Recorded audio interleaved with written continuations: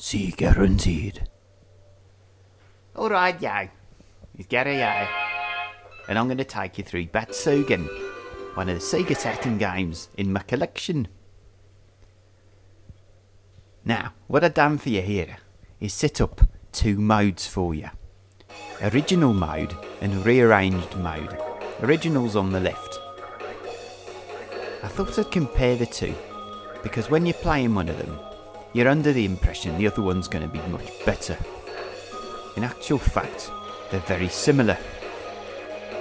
My favourite is rearranged mode, simply because of the colours.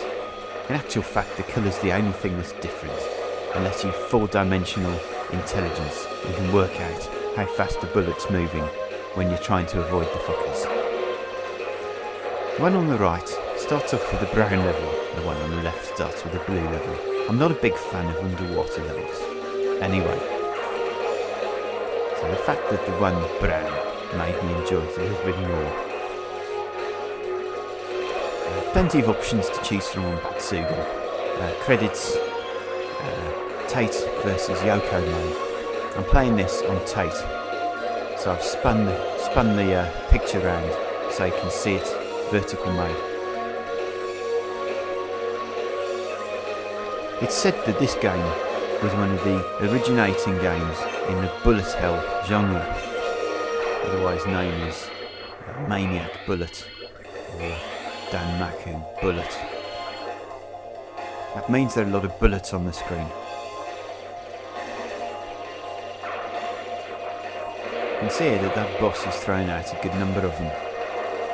Now everyone that plays shooters these days is used to great hail of bullets. And when this came out, it's quite unusual, and generally players would be heard swearing and cursing as they got shot at, before they'd really learned the technique of avoiding a great clump of bullets and reading the pattern. In the old days you just had to steer around them, but in Danmaku games you have to predict, read the waves, and swim through them. Now the hitbox on this game is really quite large to start off with. And I'm not sure why, but the hitbox gets smaller when you achieve certain power-ups. So sometimes you find you die pretty easily, and then you just fly through a bloody hail of bullets and you don't die. Speaking of powering up, there's a huge selection of weapons. Well, it's not that huge, there's 3 different weapons. You can tell I'm not reading the script, can't you? There's this one. The standard sort of Vulcan. There's a laser effort that you'll see a bit later. And there's a sort of wide Vulcan. In fact, this one is described also as a wide Vulcan, so 2 wide Vulcans and 1 laser.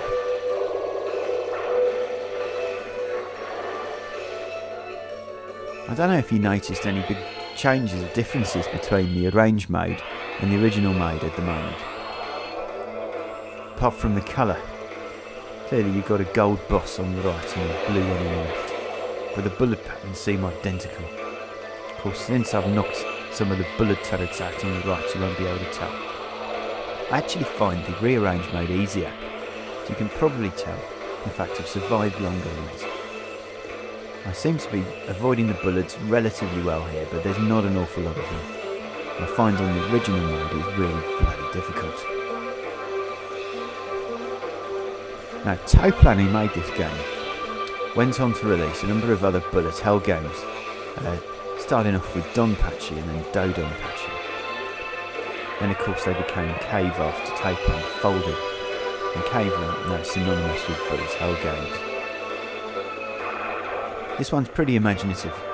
There's quite a lot of variation in enemies. I wouldn't say it's as good as Dodonpachi, but I think it's on par with Donpachi. See, the obsession with wasps continues through Donpachi series. Okay, we're on level 3 now, I think.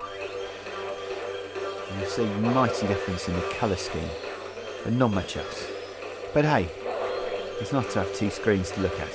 Plus, if I was filming it in one screen, you'd have a lot of black around the outside, and I don't like wasting space.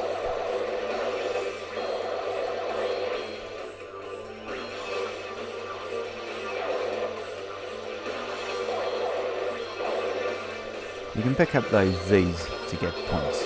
That's kind of pretty obvious, isn't it? Now sometimes I do get the impression that the game levels up at the same time that you level up. So the enemies shoot out bullets and stuff a good deal faster when you're fully powered up. But I could be wrong.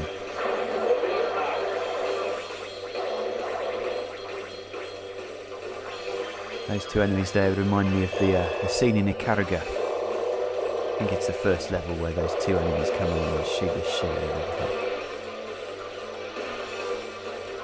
Bosses are not too bad. They're not the best. Scenery is pretty flat, but there's a little bit of parallax. Enemy design, I'd say, is a strong point though, graphically. There's a lot of animation. Obviously the weapons are great. I mean, you feel really powerful.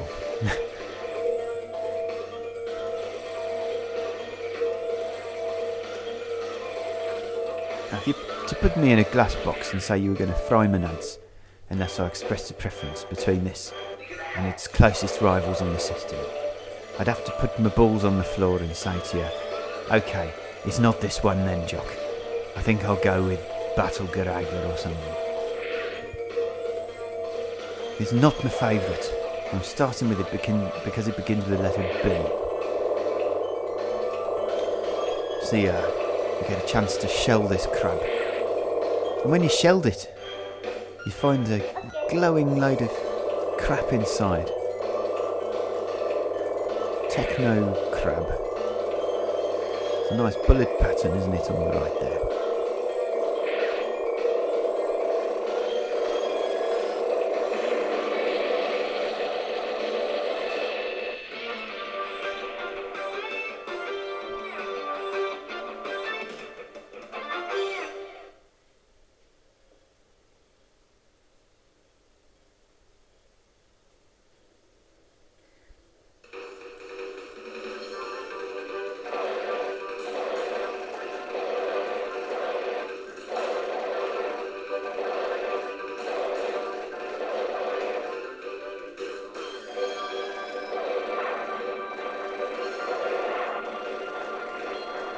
I do quite like cloud effects in shoot 'em ups.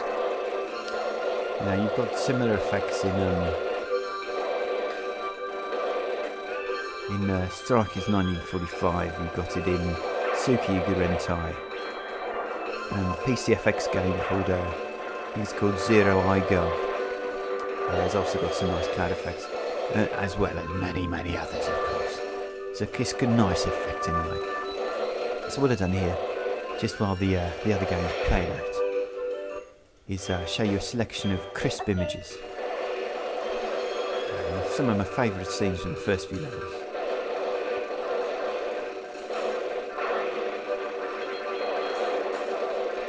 You know, I think if you're into Saturn shoot-'em ups, you probably won't be disappointed with this for your collection. It's quite predictable, if you know what I mean. You won't want to come back to this. Once you played it, you'd have actually forgotten what it's like, because it doesn't really have many outstanding individual features. There's no one aspect of the game that's outstanding, although I'd say my favourite aspect could be the soundtrack. There are some quite really nice sort of techno jazz tracks on there. And the firepower is good, but you're not going to remember that, are you? So overall, I'd say this game scores between 7 and 8. It's not the most expensive on the system. It's a good blaster. Thanks for watching, guys.